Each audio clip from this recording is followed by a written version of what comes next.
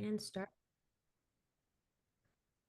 Hello and welcome to the Rooted and Resilient Resource Fair and webinar series.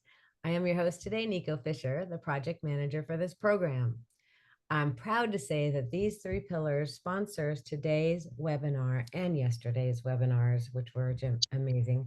Maui County Office of Economic Development, University of Hawaii Maui College, and the Maui American Job Center.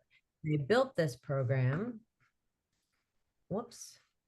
I just let someone in and my thing went over. There we go. They built this program with the fresh reality of our island's needs in mind.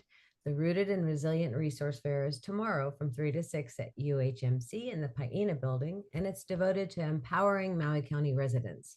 This resource fair is intended to serve as a center of assistance linking participants with necessary services that address a variety of needs after the wildfires and COVID-19. Every facet of the community support is covered at this fair, from healthcare, financial services, social services, and educational opportunities.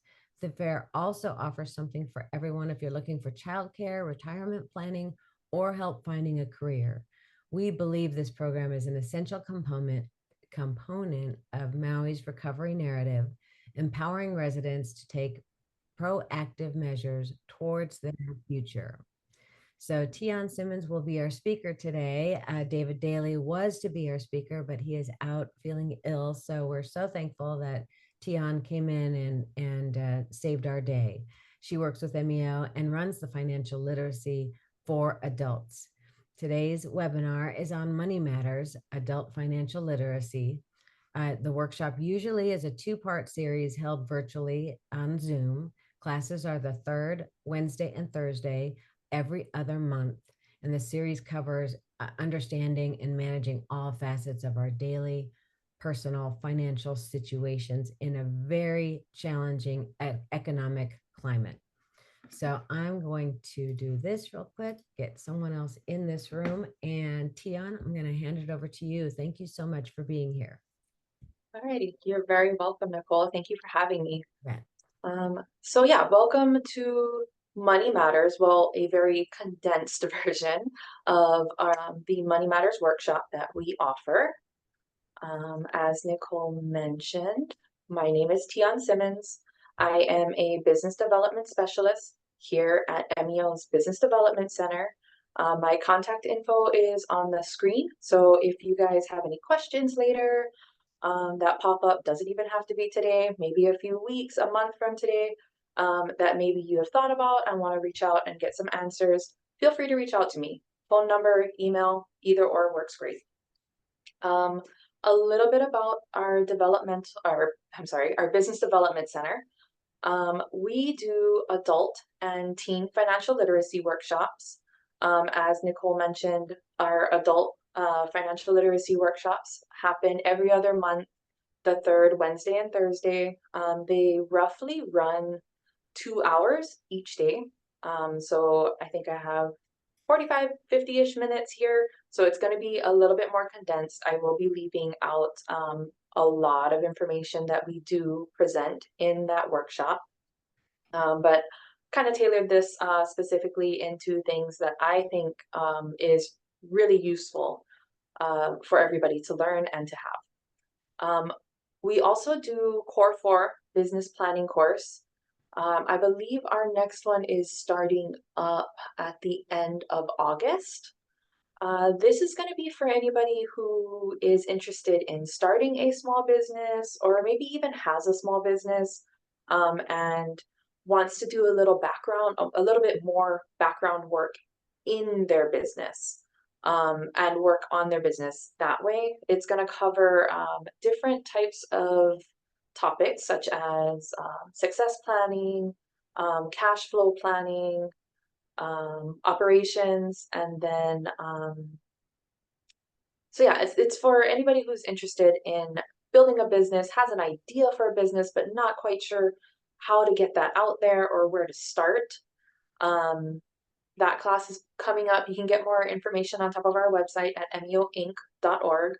That is going to be a $75 course. Basically just pays for a book. You get this really nice big book with a ton of information inside, and you're going to use that as you go through the course. Another thing we offer here at BDC is business microloans. So you can get a loan up to $25,000. There is a little bit of a process for that. We require collateral for the loan, as well as a business plan. Another thing we do here as well is we administer multiple grants. So right now we are on the tail end of our ag grant.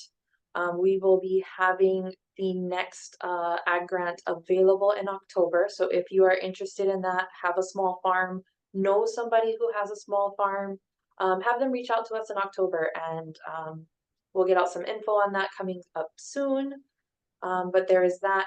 Grants are available up to $25,000 for the ag grant. Another grant we are administering right now is the Small Business Bridge Grant. That's going to be for any businesses who have been affected by the Lahaina fires. That goes up to, in our particular tier, goes up to $10,000. Again, you can apply for that on top of our website as well. And then just real quick info on MEO in general. A lot of people don't know we actually offer a ton of different other services. You know, a lot of people just see our buses around and think that's what we do. We also offer senior programs, a ton of different types of senior programs. We offer rental assistance for those who are in need financially, as well as water, electric help. And we also have a TANF program going on right now for anybody who was affected by the fires as well. If you are interested in any of those, please check out our website on the Community Service Department, and they can reach out to them and they can help you with any of that. Today's workshop topics, we're going to go over understanding spending tendencies. This is going to be, we're going to want to evaluate and identify our spending tendencies and spending habits. We're going to briefly take a look at and understand what we spend our money on and why we spend the way we do. This can impact how we spend our money and how we reach our financial goals. We are also going to go over the importance of budgeting, how to create a budget, realistic budgeting and saving strategies. A key component to financial stability is budgeting, which directly impacts our ability to save money. We will go over some helpful tips on how to effectively budget and save money. We're also going to jump into credit, understanding personal credit. We're going to look at a credit report, and we're going to talk about FICO score. And then we're going to go real briefly into debt management. I'm hoping to get to all of these today. We'll see how far our time goes. Again, this is going to be a really condensed version. You know, we essentially have this workshop over a 4-hour period, 2 hours for 2 days. And so I took out a lot of criteria that we actually, or information that we actually have in our regular workshop, just to try to condense this a little bit. But some of the information that I will not be presenting on today, but is in our Money Matters, is basic investment terminology, identity theft and how to handle it, some basic consumer lending info. We talk about student loans and just give some basic banking info as well. If you are interested in signing up for our Money Matters course, the next one is going to be, I believe, September 18th and 19th. Feel free to do so on our website. So the behavior and psychology of money. This is going to be how people think when earning, spending, savings, and investing. Spending tendencies can be influenced by so many different things in our lives. We can recognize how and why we have these certain tendencies. Once we are able to do that and recognize those, we can stop them from either happening and change them, right, as we need to, or evolve them as they need to evolve. The first thing we're going to talk about is money scripts. So money scripts are these subconscious beliefs about money that were formed during childhood. It was usually influenced by a family member, possibly by culture or personal experiences. Um, Common money scripts include, which I'm pretty sure most of you have heard before, is money is the root of all evil and money will solve all my problems. Financial socialization as well.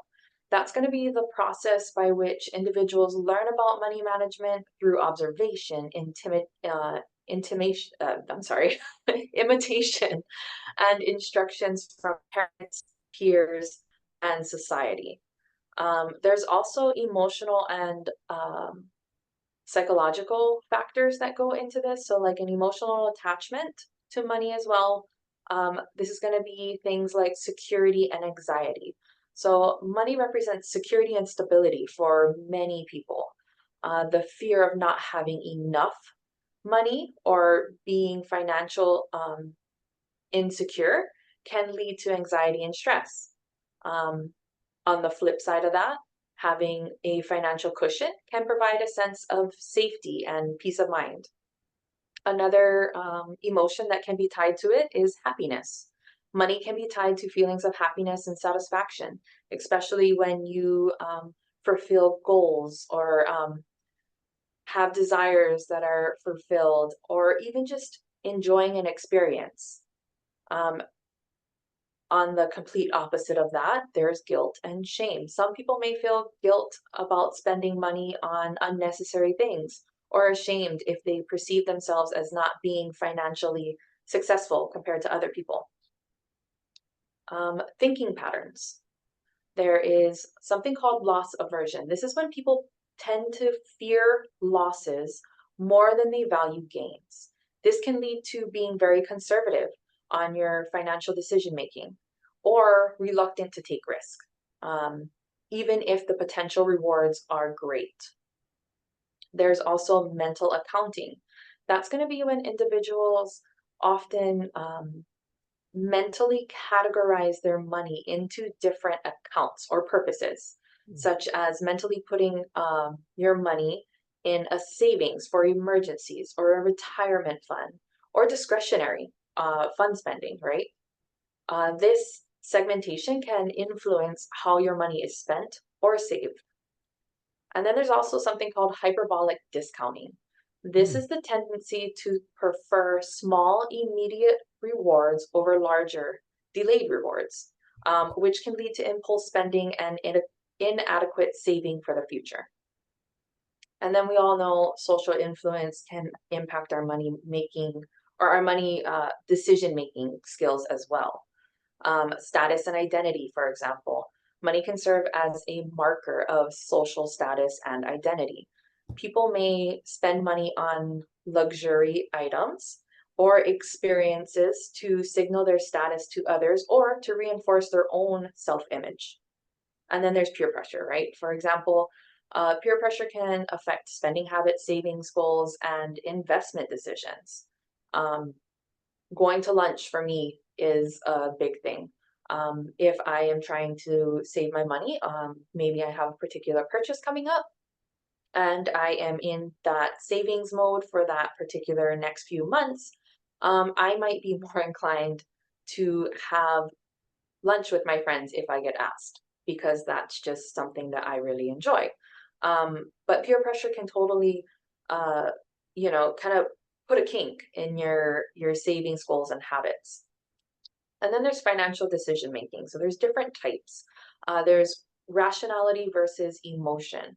Financial decisions are often a blend of rational calculations and emotional responses. While people analyze costs and benefits logically, emotions can sway your choices, especially when they're in high stakes situations. There's also retail therapy. I think all women know about this. We tend to spend money as a way to cope with stress, anxiety, or even depression, which can lead to impulsive purchases and eventually financial problems. Self control and discipline is going to be the ability to delay that gratification, to set your financial goals and adhere to a budget for crucial financial management. So understanding the behavior and psychology of money can help you make better financial decisions. It can improve your financial well-being and reduce your stress and anxiety related to financial matters. The importance of budgeting. Budgeting is so important. It gives financial control. Budgeting gives a clear picture of income and expenses, allowing you to manage your finances effectively. It tracks where your money is coming from and where it's going. This ensures that your spending aligns with whatever your financial goals or priorities may be. Goal setting and planning is another one. A budget helps set financial goals and create a plan on how to achieve them, whether that's saving for a vacation, maybe you want to pay off some debt, or investing in a new project. A budget provides a roadmap to reach those objectives. Debt management. Budgeting is crucial for debt managing and reducing debt. By allocating funds towards a debt repayment, you can systematically pay off your obligations and avoid accumulating more debt in the long run. It can also help with emergency preparedness. A well-structured budget includes savings for an emergency.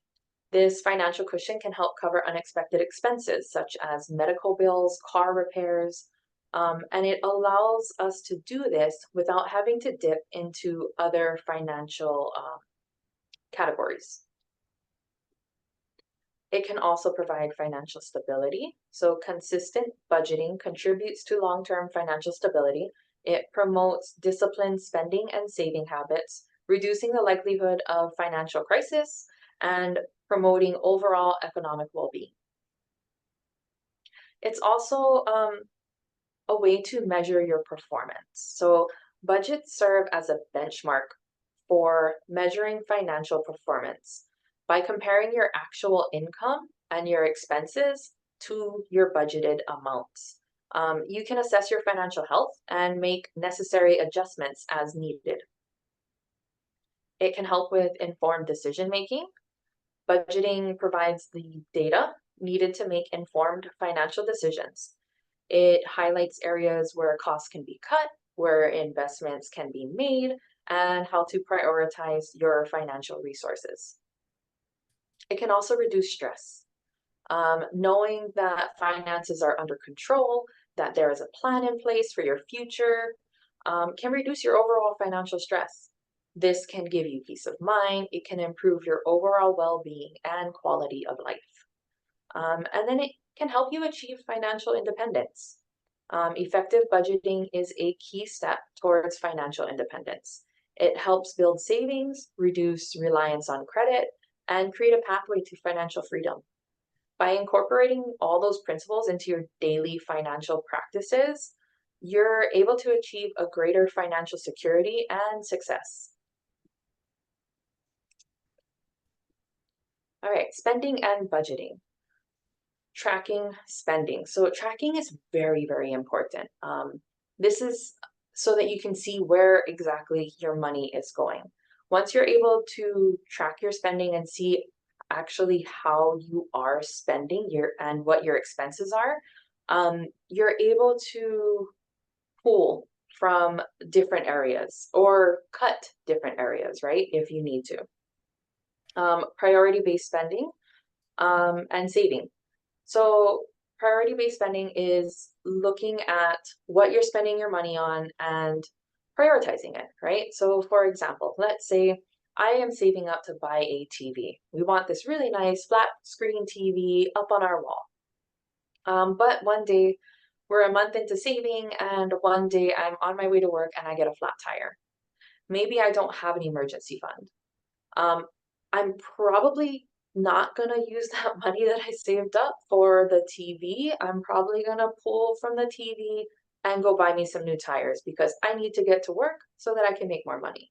So that's priority-based spending. Another example of this is your tax returns. So at the end of the year, or technically, I guess, the beginning of the following year, using your tax return for vacation or to pay off some credit card debt. Probably should use it to pay off some credit card debt. You want to be smarter today for an easier tomorrow. Another thing I like to tell people too is to think about how long it took you to earn that money you're spending. That can sit there and sway you sometimes on whether or not that's a great purchase or not. There's also different types of expenses. So each month you have what's called fixed expenses, variable expenses, and discretionary expenses. A fixed expense is going to stay the same each month. These are going to be things like rent, loans, car payments, stuff like that. Variable expenses are going to change over time. These are going to be things like food, gas bills, utilities, your credit cards, because they are revolving. And then there's discretionary. These are going to be your non-essential things. That's going to be things that you can control. This is going to be eating out, entertainment, maybe concert tickets, your clothing. These are going to be things that if you need to cut your budget, you're going to cut your discretionary spending first. As far as savings goals are concerned, there's different tiers. So we have a short-term savings goal that's going to be roughly 1 to 5 months, or take that long to achieve. There is also intermediate. That's going to be 5 months to roughly about a year. And then there's long-term. That's going to be 1 year plus. So things like maybe a new phone, a TV, that's going to be your short-term saving goals. A vehicle, getting a down payment for a car, that's going to be your intermediate. And then long-term is going to be things like retirement, college, possibly buying a house. And once you set your saving goals and decide what exactly you want to save for, you can put them into these different categories and figure out what it's going to take to achieve them. There's also an emergency fund. It's recommended that you save up 3 months worth of income for an emergency fund. That can be a lot for some people. So anybody who doesn't have an emergency fund, I recommend you just start somewhere. It'll accumulate as you go. So don't worry too much on trying to get to that 3 months worth. Just get started somewhere. And you want 3 months worth because you never know what's going to happen in life, right? It can be super unexpected. Maybe you have a particular medical bill that pops up, or maybe, in today's economy, especially the job life, maybe you lose your job, maybe you get laid off. It's super unstable. So having those 3 months worth of income in your emergency fund can help you prepare for the unexpected. So this is going to be a very basic monthly spending summary. You have the different expenses that you pay each month broken down, and how much is allocated or how much you spend on each. But taking the time to write down what you spend your money on is very, very important. So if you're looking at this, you can see where all your money is actually going. You can find out how much money you are truly spending and take that and tailor it into what your goals are. It'll help you make a plan so that you can control where your money goes. So if you look at this spending summary, we have our expenses, our fixed, our variable, and discretionary expenses. Again, this is a real basic breakdown of it. Most people's spending summary is going to be a little bit longer than this, but you can see right there. So like our fixed expenses is going to be our rent, our car payment, and then our variable expenses are going to be the electricity, maybe your phone, gas, insurance. Usually insurance, I would say, would probably be more of a fixed expense. car repair. So that would be a variable because you don't pay that every month, right? That might just pop up somewhere. And then discretionary. So discretionary, again, is what you can control. So these are going to be your non-essential. These are going to be the items that you cut out if you need to cut your spending. So this is going to be like movies, you're dining out, new clothing, new shoes, that concert you wanted to go to. And so we take all of that, total it up on the very bottom, and we have our total monthly expenses. We're going to talk about creating a budget really quickly, and then I'm going to show you a income and expenses worksheet. So the first thing you want to do is determine all your income. You're going to list all your sources of income, and you're going to calculate a total. Sources of income can be multiple things. A lot of people don't consider these income, but it is. So you have, I mean, maybe your salary, your hourly work, maybe you do some freelance work on the side, maybe you have some type of return of investments that you get. That's going to be income.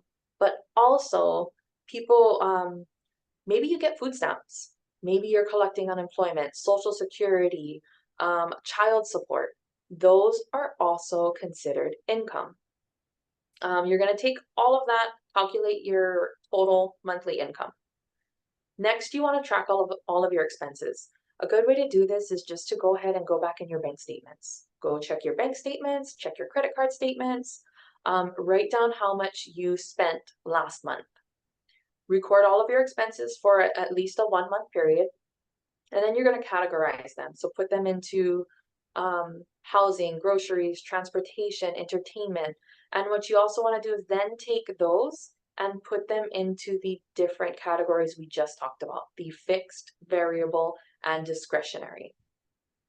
Next, you want to set your financial goals. So you want to think about, what is my plan here? What is my goal? What is the outcome that I am trying to reach? You're going to identify whether it's short-term or long-term, and then allocate it that way, right? So maybe I'm saving up for a vacation. Next year, we want to travel abroad. So that's going to take me probably at least a good year to save up for. Then you want to create a plan. So prioritize your essential expenses and set aside whatever money you have left for savings or your financial goal. So you want to prioritize your essential expenses. That's going to be your rent, your utilities, your groceries. Those are going to be things that need to happen, right? I need a place to live, I need my electric on, and I need to be able to eat. So that's going to be your priorities. Anything after that, you're going to set aside money for your savings and financial goals, and you're going to keep that on the side.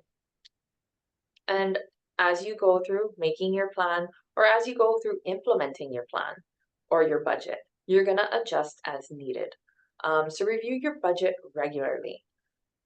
Adjust your spending and your saving as needed so that you stay on track. You're going to monitor and review. So as you go through the month, you're going to keep track of it, keep looking at it. I really suggest people look at their budget weekly to make sure that they are on track. If you are overspending in a particular category for whatever reason, you're going to need to adjust and possibly pull from another category.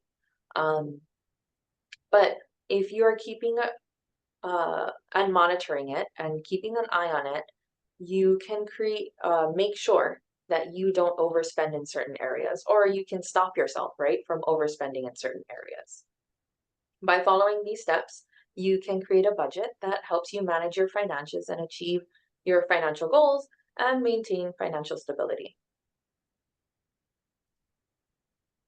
This is the worksheet. This is going to be a personal and income expenses worksheet. If you would like a copy of this, reach out to me. I can email that to you and you can use it as you see fit.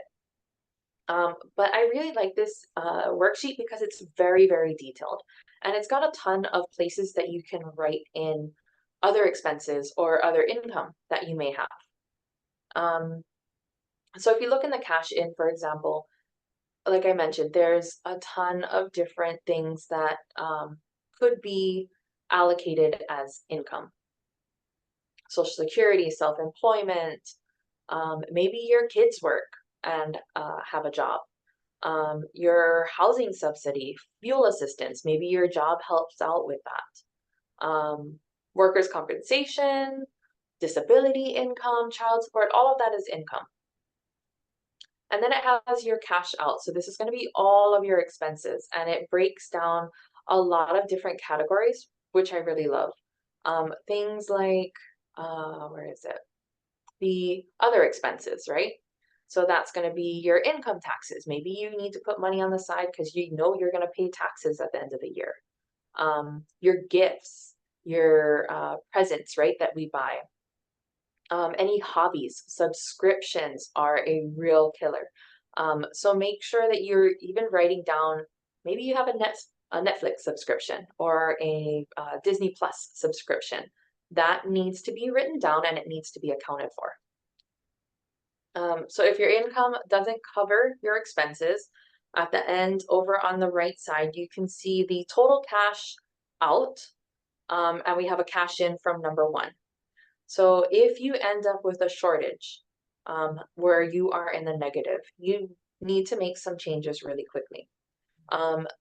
There's really only two options: either get a second job, side job, or maybe pick up some extra hours at work if that's possible, or you need to change your budget. You need to cut some of your spending. Again, you're going to cut some of the things that are non-essential, right? So that's going to be, maybe you cut out that Netflix subscription. Maybe you don't go to that concert that week or that month. But being able to write everything down and see where it's at helps, because then when you do get in that situation where you need to cut your spending, you can see exactly where you could cut or what you're willing to give up as far as your expenses are concerned. There's also a lot of automated budget worksheets online. I actually use one online. It's a Google Sheet. I like it personally. I'm pretty tech savvy. I like to be able to just put in my number and have it allocated or added up automatically. But that's just me. Again, if you search for it on Google, there's a ton of different ones. Check it out, play with them, see what you like. There's also a bunch of different apps that will do this for you. The only thing I would advise is to make sure that it is not a subscription. So it may be, you know, a free trial for, I don't know, 14 days or whatever it may be.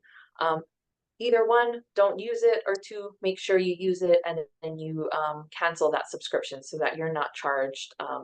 Usually they charge you for an entire year's worth of using that subscription, so the price can be a little substantial. All right, some real quick tips on budgeting. Pay yourself first. Make your savings a regular bill. Of course, meet your other bills or your essential bills first. Make sure you pay your rent. But having your savings directly allocated and putting it directly into your savings account can help. One of the things I do is we have direct deposit here. So I have it allocated on my direct deposit that I put in however much money into my savings account every time I get paid, and I don't even see it. It's nice because it's out of sight, out of mind, and then it just accumulates as I get paid. Another thing you can do is make budgeting a family affair. Make your budget work. Making your budget work may take the help of everyone in your family. You know, one of the things I did, I have a teenage son who we all know teenagers aren't the greatest as far as turning off lights or turning off fans or shutting off his PlayStation. So one of the things I had to do, we were saving up to go to Disneyland one Christmas. I got him involved in that. I was like, hey, you want to go and do this? You need to help me. You need to help me save up on our electric bill. Turn off your lights, turn off your fans. Yeah, so involving family members is really, really helpful and can help you achieve those goals. Plan for big expenses. Set aside a small amount each month for holiday gifts. Another thing that a lot of credit unions, I want to say a couple of big banks do it as well, is set up Christmas accounts. So you can set up a Christmas account January, beginning of the year, and you can allocate X amount of money on the side, throw it in that account, and it is available. Usually, I think it's October or November. You can start to withdraw that. That way, you'll avoid overspending and overcharging your credit cards when the holidays arrive. It's a great way to kind of just plan for that and get set up with that so that way once you enter the new year, you're not in a ton of debt. Another thing you need to do though is be flexible. You always need to be prepared to change your budget when you need. You gotta, plan for emergencies such as a car repair or a flat tire. So revisiting your budget monthly and revising where you spend your money is essential. Some other tips on budgeting: use extra money wisely. So your tax refund, a lot of people go ahead and take that and go on vacations. But planning ahead before you get that money can help. Put a little bit of extra on the side into your savings, or invest in, maybe you needed a new appliance for your house. Putting a little bit aside for that can help you pay that off completely, as opposed to putting it on your credit card and paying some extra interest. But don't forget to budget for fun money. We don't want to be all savings and no fun. Don't forget to have some fun with your money. Go to that concert every once in a great while, or go on a vacation for a little bit. Just be sure that it's allocated and it's part of your plan. We talked a little bit about direct deposit earlier. So if your job offers direct deposit, you can have your paycheck electronically deposited into different bank accounts. This lets you put your money into savings accounts before you get tempted to spend it. Another thing you can do that a lot of banks do is you can do automatic bill pay. This ensures that your bills are paid on time and can help you avoid late fees. Last but not least, be realistic. Set a budget that actually reflects your spending. So this is where you have to be really honest with yourselves. You can sit there and say, yeah, I don't spend that much money at the mall on a Saturday, but is that realistic? So getting to know yourself and what you spend money on and taking a look at that can help, because you want to avoid drastic cuts. I can sit there all day long and say, you know what, I'm going to cut my grocery bill down from $700 and I'm going to cut it down to $300. Like, Yes, maybe. But that's probably going to be really, really hard for a family of four. So being very, very realistic with yourself and honest with yourself is going to help you keep your budget on track and help you achieve financial success. Tips on decreasing your spending. So you're going to carry small amounts of cash and avoid using credit cards. That's kind of one of the biggest tips. Limit your control of your credit cards. Don't go shopping for fun. Only buy what you need. One of the big things a lot of people do is they buy things because they're on sale. Let's say I go to Costco and they have ketchup on sale. It's $5 off. That's kind of a lot of money. But if it's not on my list and it's not in my budget, I probably don't need it, right? Even though in my head I'm thinking I'm going to save money, if it's not part of my budget and it's not part of my plan, I don't need 3 bottles of ketchup just to save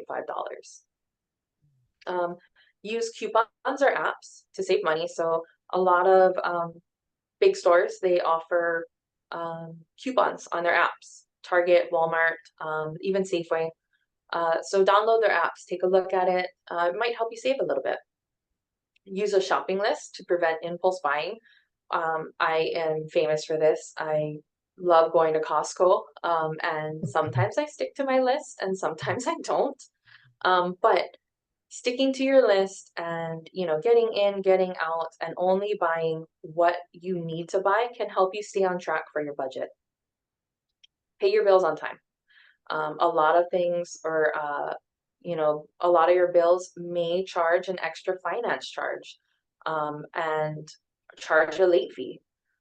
So paying your bills on time can help you from eviction, repossession, and the cost of a bad credit rating. All right, we're going to go into credit just a little bit. So this is the 3 different reporting agencies. We have Experian, Equifax, and TransUnion. Their information is on the screen, as well as their website and phone number, and these are their trademarks. A lot of people ask me, why do I have different scores for each of the credit bureaus? That's because they have different algorithms. So they are completely separate companies. And they can use only, they have they're separate companies, so they work on their own terms. For example, one credit bureau may only use work-based information that they received. Another credit bureau may not report the same data to each agency. On the other hand, some credit bureaus may collect information that others don't. Equifax, for example, often reports longer credit histories than TransUnion or Experian. And maybe TransUnion may use your employment history to determine your credit worthiness, as opposed to Equifax and Experian may only report the name of your employer. So they're different, and they are completely separate companies. Another thing you may have heard of is the FICO score. So FICO score is a credit score developed by the Fair Isaac Corporation. That's a data analytics company.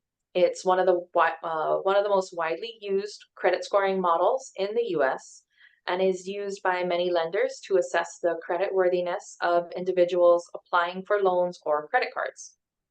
So FICO score calculates your credit score by pooling data from Experian, Equifax, and TransUnion, and then compiles it all into one number.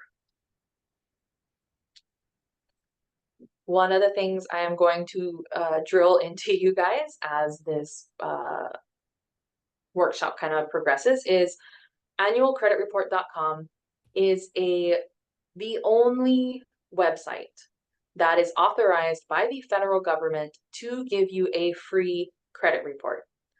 Make sure you type in www.annualcreditreport.com because if you Google it, I think it comes up on like page 2 of the results. This is the federal law requires each of the nationwide consumer credit reporting agencies to give you a free credit report every month, but you have to ask for it.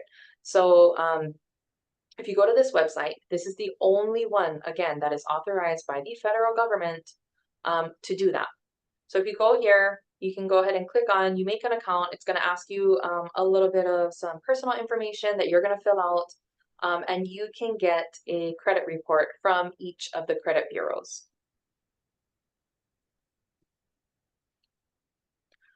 Credit scores.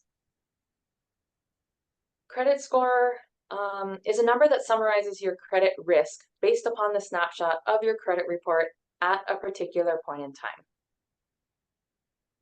A credit score can assist lenders in evaluating your credit report and estimates what type of risk you're going to be if they decide to invest in you. It helps creditors determine whether or not to extend credit to you and how much to charge you for it. The higher the score, the lower the risk. The lower the score, the higher the risk you are. So a credit score is kind of like a personal GPA. It represents your credit worthiness, indicating the likelihood that you will repay what you have borrowed. Types of credit. So there's good credit. You're paying what you owe on time, and it's being paid as agreed. Bad credit.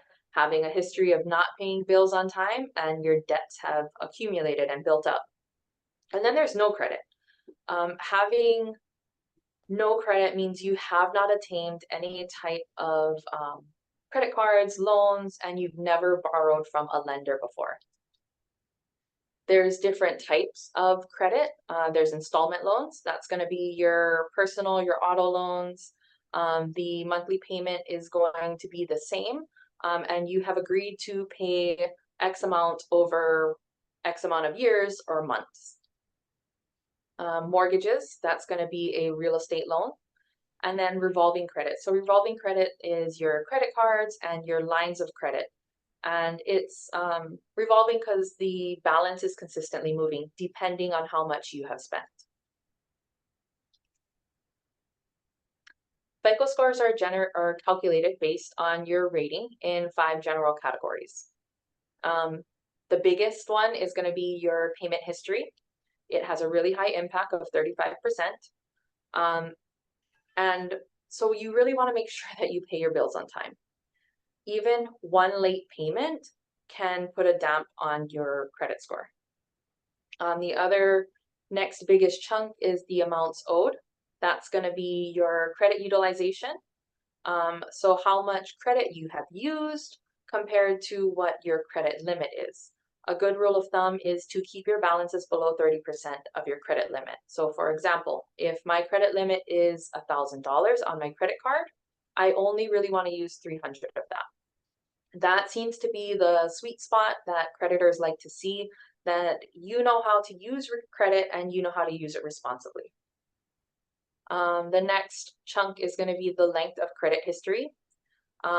Creditors like to see that you have a history of using credit responsibly. So they like to see how long have you had this. So any accounts that you have that are old, maybe you have an old credit card that you don't really use, it's been open for a really long time, don't close it. Use it a couple times a month. Go buy a Starbucks coffee with it and then just go pay it off. Being able to keep that open helps add to your credit score. There's new credit, which accounts for about 10% of your credit. And then there's types of credit. So creditors like to see a mix of credits, accounts such as credit cards, car loans, mortgages, stuff like that. And it can show that you know how to manage different types of credit. Credit scores. A good score is a FICO score of roughly 670 or more. Your accounts are current, meaning you've paid them on time. They are active, meaning they have not been closed. And your balances are lower than 30% of your credit limit. Bad credit would consist of a credit score, that needs to be changed, lower than 670. Late payments within the past 12 months, maybe you forgot to pay your bill 1 month and it's on top of your account. You have collections accounts, meaning you did not pay a particular bill and they have sent it to collections. Charge-off accounts, same thing, you have not paid a bill and a particular company has written it off on their books as a loss or a charge-off. You may have bankruptcies, foreclosures, or judgments. All right, so what's on a credit report? Your name, past, present names, past, present addresses as well, date of birth, and your social security number. Your past and present employers are on there. Details of debt and financial obligations for the past 7 years. Payment histories for for loans and credit cards, consumer statements, and public records. So that's going to be your judgments, foreclosures, bankruptcies. I get asked a lot, what happens when you get married? What happens to your credit? It stays the same. The only thing that gets reported on top of your credit report is anything that you have joint with your spouse. So maybe you are an authorized user on top of his or her credit card. Whatever that credit card reports to their credit score is also going to get reported on yours. Oh, and there will be fraud alerts as well, and inquiries. So anytime you go out and request information or are looking to get some type of lending funded, those will also appear on top of your credit report. How long does information stay on your credit report? Inquiries, so if you have gone out, looked for some type of lending, it'll stay on the report for 24 months. Charge-off collection accounts will stay on for 7 years. From the date of the last activity, tax liens will be 7 years from the date it was paid. If a tax lien is not paid though, it will remain on your credit report indefinitely. Bankruptcy is 7 to 10 years from the date of entry, depending on the state you're in and what type of bankruptcy you have filed. And then judgments are 7 years or the expiration of statute of limitations, whichever is longer. Impacts of credit scores. So a lot of people don't actually realize that a credit score can impact a lot of different areas of your life. Financial opportunity, you can be denied access to credit if you have bad credit, or you can get great credit, right, and save some money on your interest rate. It can also affect interest rates. So your higher credit score typically qualifies for lower interest rates on your loans and credit cards, resulting in lower borrowing cost over time. It can also affect your credit limits. So a higher credit score can lead to higher limits. This provides more borrowing flexibility. It can affect your housing. So not only mortgages, but renting as well. Landlords will often check your credit score as part of the rental application. A higher score could improve your chances of being approved for that rental property. Oops, I'm sorry. Insurance premiums. Some insurance companies use credit scores to help determine insurance premiums for auto, home, and renter's insurance. A high credit score may result in a lower insurance premium. It can also affect your utility deposit. Utilities companies such as electric and gas may check your credit score when setting up a new service account. A lower score may require you to pay a higher deposit to set up that particular utility service.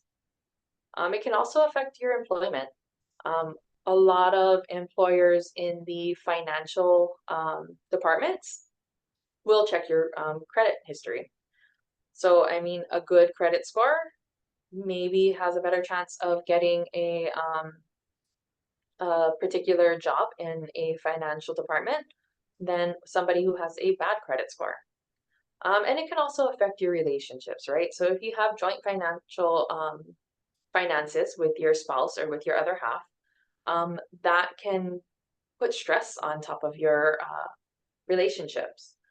When entering joint financial arrangements, such as getting married or opening a joint bank account, partners' credit scores may influence the terms and conditions offered by financial institutions.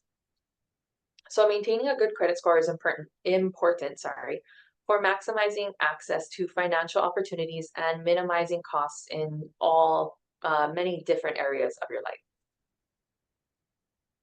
This is going to be a example of a credit report. You can see at the top, it's got, your info, it's got your name, your address, social, stuff like that. The report summary is going to show you things like your oldest account that's been open, how long it's been open, what your maybe your mortgage balance is, your installment balance, your revolving balance, your credit card balance. It's going to show your public records if you have any collections accounts. And then when we get to the bottom half, it's going to show your different lines of credit that you have open. So this person, for example, has American Express, they got Citibank, and they have some type of mortgage account as well. It's going to show your payment type, your limit, your monthly payment, your account balance, and the last date paid. And then it's going to tell you whether or not you are delinquent or you are current, meaning you have paid your bills on time. Again, if you want a copy of your credit report, go to annualcreditreport.com and pull that up, especially if you haven't checked your credit report within the past year. It's free, it doesn't cost you anything, so why not? This is going to be your credit card terms. We'll briefly go over this. So if you look at this, let's say you have gone out, you got a credit card. Once your credit card comes in, this is usually an insert with your card that is inside the envelope. It's going to go over your kind of your terms of agreement for using and having this credit card. The first thing we're going to go over is the annual percentage rate. That's going to be your APR. That's your interest rate applied to outstanding balances on your credit card. It represents the cost of borrowing money for the card.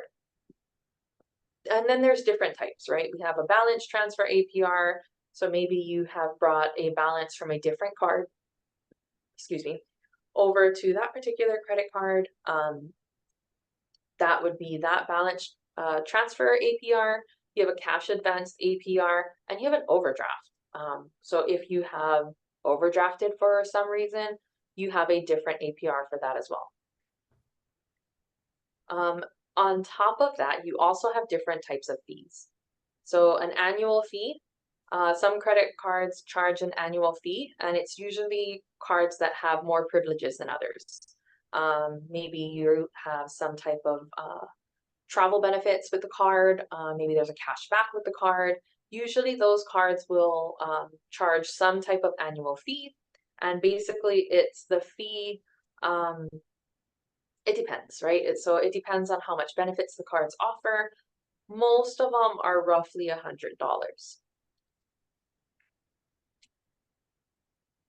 There's also transaction fees. So balance transfer fees, cash advances, foreign transactions, and then there's penalty fees. So if you have a late payment, return payment, return check, stuff like that. One thing I do really want to point out is there is a grace period. So each card is different. Usually it's roughly 20, I think it's like 15 to 20 days on most cards. If you are curious on what your card is, I would suggest you just go ahead and take a look at it, or even call up your credit card company and ask them. But so there's a grace period. The grace period is the period between the ending of a billing cycle and the due date for that payment. During that time, no interest is charged on the new purchases if the previous balance is paid in full. Not all credit cards offer this, and the length of the grace period can vary, as I mentioned earlier. So credit cards and personal loans are considered unsecured debt because there is no collateral tied to them, which is why your APR, or your interest rate, will be a little higher. Basically, it's kind of, these credit card companies are putting a risk out there in lending you this money, and so they want to charge you a little bit more for it. As opposed to a bank who is going to lend you money for your mortgage rate is usually going to be a lot lower than 25%, because there is something to back up that loan, right? If you don't pay your mortgage, they can come and take your house from you. So there's some type of collateral tied to that loan. Establishing credit. So this is going to be somebody who doesn't have any type of credit. Maybe you just graduated, you just turned 18, maybe you have kids, grandkids who have done this, just turned 18. This is going to be some things that they can go ahead and do to help establish credit. So there is non-traditional credit. Things like rent, electric, water, cable bills, insurance, they are not reported to credit companies. And that is because credit bureaus are a for-profit company. They want to make money off of you. So if your landlord wants to report to a credit bureau, they need to pay that credit bureau in order to do that. So a lot of places don't report your credit. So things like rent, electric, cable, they don't report your credit unless you owe them money, right? If you owe them a ton of money, yeah, they might want to go reach out to the credit bureau and let them know, hey, they weren't in good standing with me, and they owe me money still. But there is something called Experian Boost. I'm not sure if the other credit bureaus do this. If you go on to Experian's website It's called Experian Boost. You can tie your monthly payments, even something as simple as your Netflix payment that gets charged on your credit card can be tied to this, and it can help you build credit as long as you pay it every month on time. It gets tied to whatever card, bank account that you are paying. It is very secure, but it's an easy way to kind of boost your score. The nice thing about it is if you make a late payment, it does not affect your score. So it doesn't get reported if you have a late payment for your Netflix subscription for whatever reason. Another way to establish credit is to piggyback on a good standing credit account. I did that when I graduated high school. My auntie had me piggyback onto one of her credit cards. She did not give me the card, however, which was probably a good decision. But she was able to help me establish credit that way. I was able to kind of piggyback on her paying her bills on time that way. Another way to do establish credit is to get a secured line of credit or a secured credit card. The way a secured credit card works is you give a deposit, and basically that credit card company gives you a card with a limit of however much that deposit was. So if the deposit was $500, your credit card limit is going to be $500. And the way this works is if you don't pay your credit bill, they're going to take it from your deposit. Now, you don't want that to happen because that does get reported as bad credit. But the idea is most credit card companies will not give you a credit card if you do not have credit. So a secured line of credit is kind of a way to just get started, right? There's really no benefits to it other than building and establishing credit. Your minimum scoring criteria for credit is 1, open an undisputed trade line at least 6 months or older. Rebuilding bad credit. So check and monitor your credit report. If you haven't, again, go to annualcreditreport.com. Pull your credit, take a look. Make sure all of those charges are you. You might be a victim of identity theft. You don't know. So checking your credit that way is a great way to do that. Prepare a budget. We talked about that earlier. Budgeting is crucial for financial success. Bring all your past accounts current.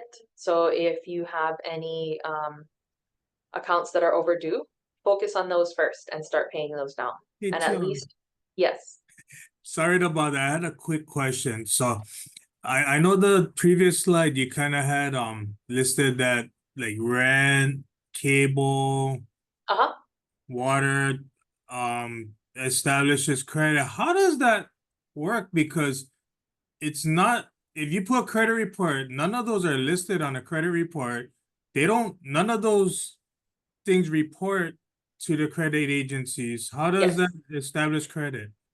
So that's back to what I was saying about Experian Boost. You can add those on as payments and it can get counted towards your credit, but it's only through Experian. So it's only through one of the credit bureaus. But it does help. I think we did this, or we did do this. We were buying our house, me and my other half, and it boosted our credit. I mean, not a ton, it was like 15 points, but that's still a good amount. I mean, if you're trying, if you're on the fence, as far as lending and maybe you're on the fence with your credit on getting a better interest rate, it could help, right? So the way Experian works is you go ahead and report your rent, electric, whatever account you use to pay those, you put that payment, there's a whole setup on top of the application that you fill out, and they use it as you pay it on time. So as long as you're paying it on time every month on a particular date, it counts and helps build your credit that way. Okay, Did interesting. that answer your question? Yeah, no, Okay. that's a good learning point for me. I never knew you could go onto there and so you literally gotta do it. It's not something Yes. that Yeah, so there's a little bit of work involved to it with it, and not all banks work with them. A lot of credit unions won't work with them. So what I had to do was put some of my bills on top of my credit card, and particular credit lines of credit will pop up with them, and they can show that it has been paid through whatever service they use. But yeah, it's something that I didn't know as well, and it works and it helps. So that's the reason why I kind of bring that up. Okay, thank you. Yeah, you're welcome. That's a great question, by the way. So yeah, bring all past accounts due, pay your bills on time. Yes, you gotta manually, or you gotta put that for. Yeah, pay your bills on time is payment history is one of the most significant factors in your credit score.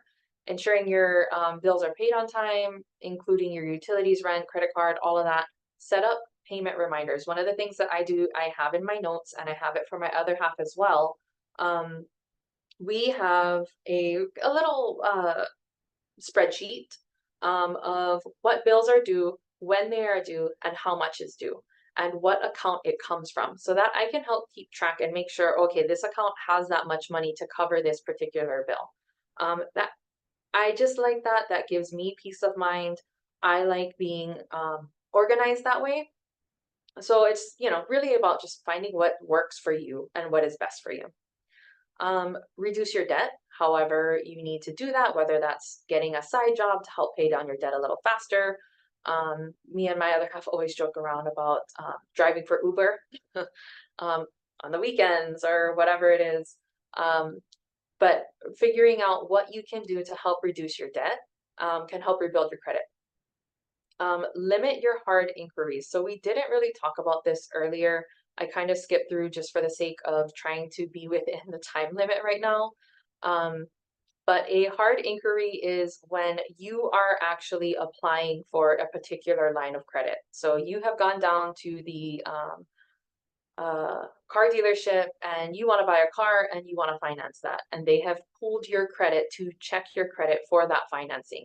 That is a hard inquiry. It will be on top of your credit report. Now, if you pull your credit on top of your credit report from the particular at annualcreditreport.com, for example, that's going to be on your credit report as well. However, that is going to be called a soft inquiry. It is only going to show up on your report. So if you had checked your credit right before you went down to that car dealership, when they pull your credit report, it's not going to show on top of your credit. It does not affect your credit score if you are pulling your credit. Now, if you have a hard inquiry and you are having a lender pull your credit because you want some type of financing, that is going to affect your credit score and it will drop your credit down a couple of points. Usually it's not too much. It's like 7 to 10 points, and it'll go back up over time. But just know that so that you don't go and try and pull a whole bunch of or get financing from a whole bunch of different places all within the same amount of time period, right? So you don't want to go on the same day to 5 different car dealerships and have them run your credit at each one. Another thing you want to do is dispute your errors. So make sure you pull your credit. Check your credit report on annualcreditreport.com. Make sure all of that is you. If not, you want to go ahead and reach out to the credit bureaus and dispute your errors. And all else fails, you can always seek professional advice.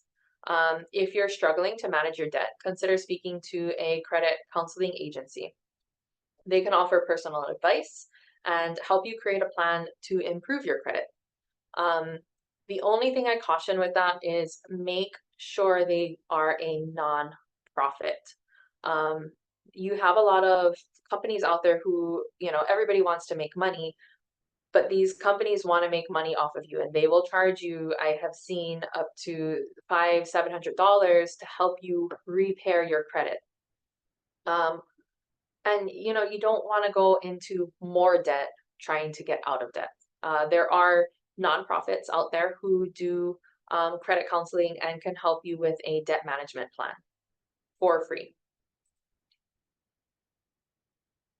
All right, we're gonna watch a quick video. There we go.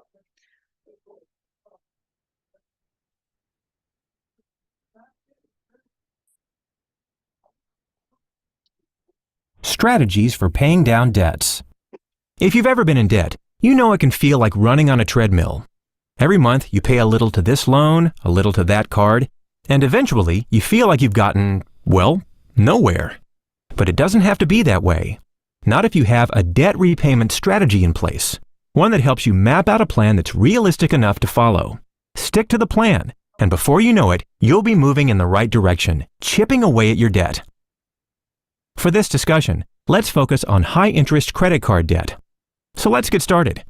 While there are many ways you can attack your debt, there are two schools of thought in particular that we'll discuss here. The first is commonly referred to as the snowball method. It's when you pay off your debts by balance, the lowest first. Another tried and true method is to pay your debts according to their interest rates, starting with the highest rates first. I'm sorry. Let's get back to that. So how do these strategies actually work? Let's start with the snowball method. First, make a list of all of your credit card balances from lowest amount to highest. If two balances are similar, prioritize the card with the higher interest rate. When you pay your monthly bills, make the minimum payment due for all of your debts. Then take any additional money you have available and put it toward the debt with the smallest balance. Do this each month until you've paid off your smallest debt. When you pay it off, don't use that account again until your debt is cleared up. Whether you hide the card in a drawer, freeze the card in a block of ice, or close the account, the point is to stop increasing your debt. The next step is to take the money you are paying toward that bill and apply it to the next smallest balance on your list. And as you continue moving down your list, the amount you're able to pay to each balance continues to grow and grow, creating, wait for it, a snowball effect. You might be amazed how quickly that can happen.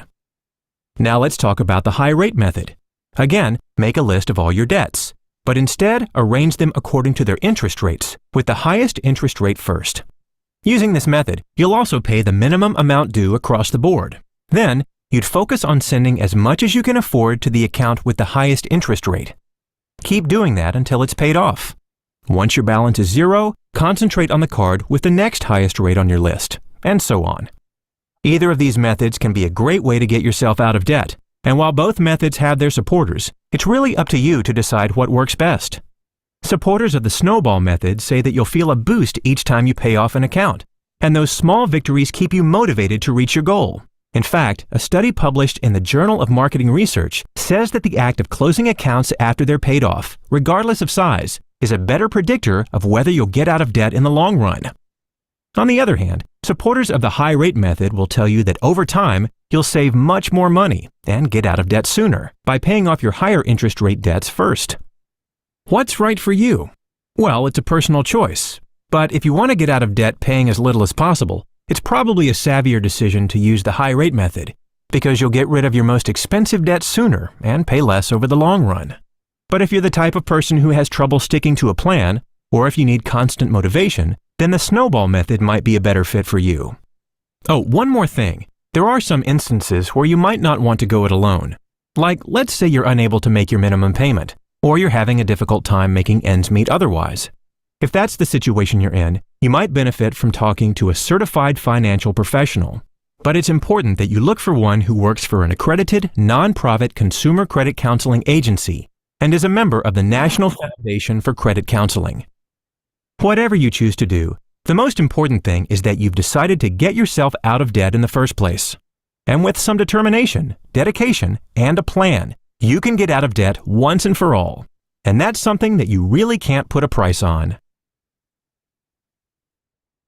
Okay, so we're going to talk about the two methods. The high rate method, it's also known as the avalanche method, and then the snowball method. So the high rate method and the snowball method are both types of accelerated debt payments. A high rate method involves making the minimum payments on all your debt and using any extra funds you have to pay off the highest interest rate first. That's going to save you money in the long run. Snowball method involves making minimum payments as well, but you're going to pay off the small debts first before moving on to the bigger ones. Like he mentioned, the high rate method can result in paying less interest over time. But depending on your preferences and what type of debt you are in and how much debt you are in, one may work better than the other. For example, I really like the high rate method because I like to be very savvy in saving money, and I like to see that, oh, had I done it a different way, I would have probably been charged a lot more interest. So I saved money this way. My husband, for example, he likes to see motivation. So he likes using the snowball method and trying to pay off his smaller amounts first, and that's just how he works. So it's really up to you. Again, it also depends on how much debt you are in. As I mentioned before, if you are, feel very overwhelmed, go ahead and speak to a debt management counselor, and make sure that they work for a nonprofit. Nicole, I know we are like way over time right now. I only have a couple more slides and then we'll be done. I think go for it. Okay, awesome. Another thing we talked about earlier was hard inquiries and soft inquiries. So I don't know about you guys, but a lot of times I get credit card offers in the mail, or even insurance offers in the mail.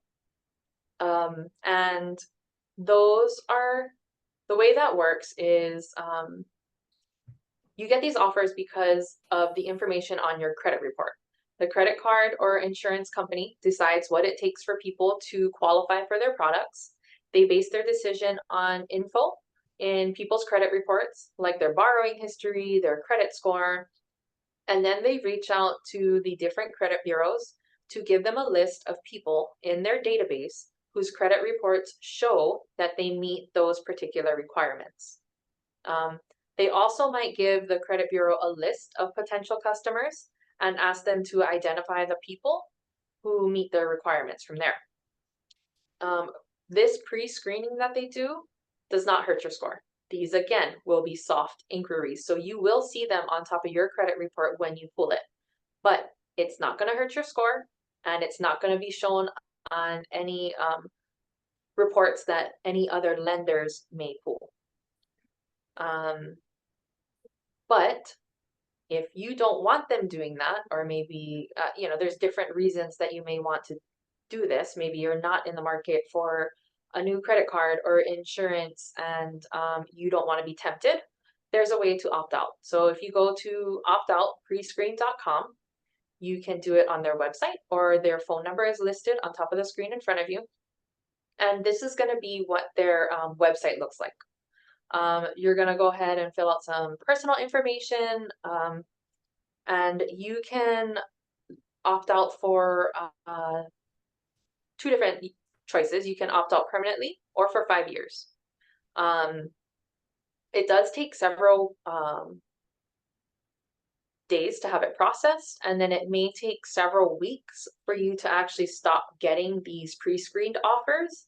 But it's an option for you to go ahead and do. If you decide you want to have the option to be pre-screened for credit because maybe you are in the market for a new credit card, you can also opt back in. So you would just go back to their website and opt back in under their program. Oftentimes, I do want to mention these pre-screened offers that are given to you are usually a little bit better than what's offered out to the general public. So if you do decide to opt out and then decide later that you are in the market for a credit card or a new insurance company and just kind of want to see what your options are, I do recommend that you opt back in, because they do have better offers than what's given out to the general public.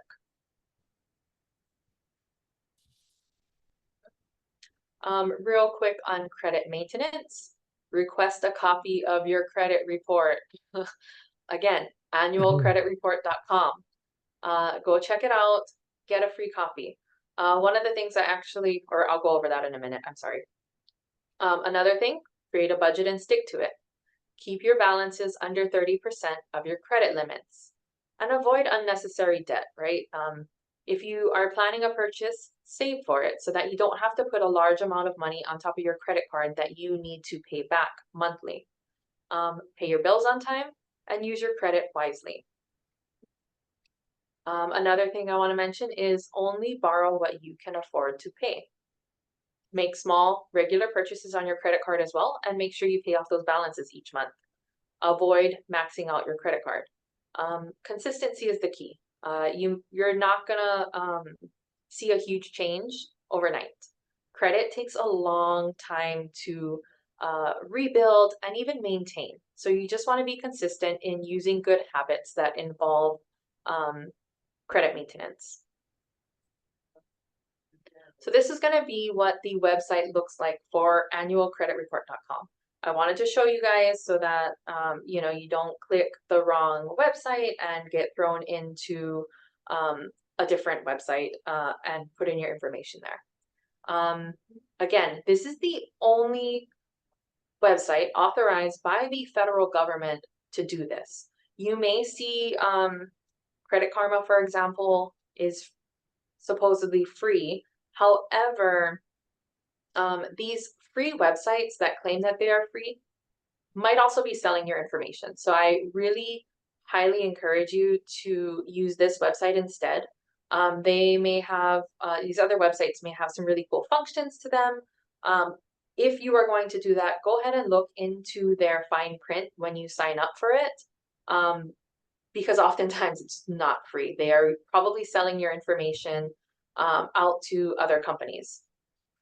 So if you go here, you can get a free copy of your credit report. Because you can get one free copy from each of the 3 credit bureaus throughout the year, I highly recommend that you spread them out. So one way that you can keep track of your credit over the 12-month time period is to pull one credit bureau's credit report once every 4 months. So you do it 3 times throughout the year. Every 4 months, pull one, and you can kind of keep track of your credit that way and get an accurate look over the entire year for free. And keep track of what's going on with your credit, make sure nobody's, you know, you don't have any identity theft on there, stuff like that. I really recommend people, because Nicole gave me the okay to do this, I'm going to tell this story really quickly. This is one of the things I say in our Money Matters course. I really highly recommend you check your credit report. You know, you may not be in a situation right now where you want financing, and so maybe you're thinking, I don't care what my credit looks like. But being proactive in doing that, because you don't know, maybe your credit is bad and you need time to rebuild it, but you don't know in 2 years that you're not going to be ready to get financing to go buy a house. One of the things, I used to work in the as a loan processor for a mortgage company, and one of the things that we saw was somebody came in with his wife and they wanted to buy a house. They were prepared to put in an offer, they had their down payment, and they had this house that they absolutely loved.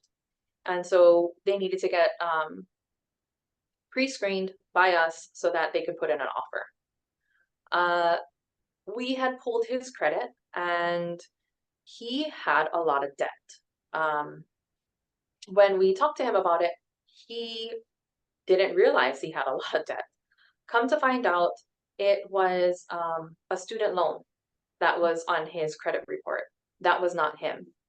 And so he had to go ahead, do his research, call up the credit bureaus, call up I think it was, I can't remember the credit company or the student loan company. But he had to call them up and get this sorted and figured out. It had been a clerical error. Just so happened the person who had this student loan had the same name as him, and his social security number was 1 number off. And so it was a clerical error on the administration's part. But because of that, we couldn't authorize him for lending. So he missed out on his dream home. Long story short, he was able to get that sorted, figured out. They ended up getting a house that they eventually loved. So happy ending, but still, you know, check your credit report. Make sure that everything is there, is you. And if not, go ahead and dispute it with the different credit bureaus. All right, closing up, we have a few different community resources listed on the page right here. Maui United Way, they are specialists trained to help you find food, shelter, financial assistance, childcare, parenting support, kupuna support, disability services, job training, and they have so much more. And their service is free and confidential. So if you have any type of financial need, feel free to reach out to them. Also, there's Maui Catholic Charities. They offer housing assistance temporarily, as well as assistance for families facing financial hardships. They also offer veteran-related services and have a program for that. There's also, of course, the State Department of Human Services, who have their own programs that you can also enter. MauiNuiStrong.net is kind of your one-stop shop. They have just a ton of information for anybody who was affected by the Lahaina or Kula fires. And then, of course, there's us, Maui Economic Opportunity, or MEO. Our community service department does tons of different things. If you ever have any questions, feel free to call. We're always here, and we're happy to help. Thank you so much for your time. Thanks for letting me present. Hopefully you guys were able to learn something out of it or find something very useful with my presentation. If you do have any questions, comments, want to reach out to me for whatever reason, feel free to email me. You can also call our direct line here at MEO and ask for me. If not, I'm sorry, I do not have my direct line on the screen right there, but if you have a pen and paper, my direct line is 808-243-4317. Any questions?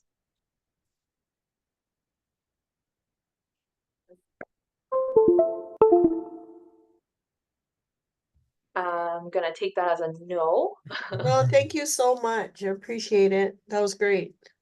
I learned Awesome. a lot.